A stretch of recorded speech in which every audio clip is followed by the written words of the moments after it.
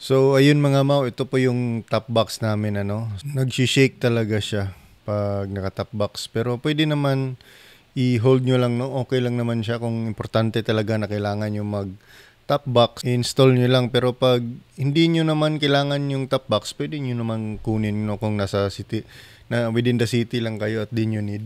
So yun mga Mau, yung suggestion ko is yung magaan lang na top box no, at saka i-balance nyo yung harap at saka likod para hindi siya mag-shake yung manobela. So hindi naman to problema ng Falcon itself na kasi okay naman siya kung wala mga accessories. Choice na lang talaga natin to yung i-add natin yung top box mga Mau. So hopefully sa mga next release ng Falcon ano, baka naman Euro Motors masolusyonan tong ganito no. So again, thank you so much for watching guys. Don't forget to like and subscribe.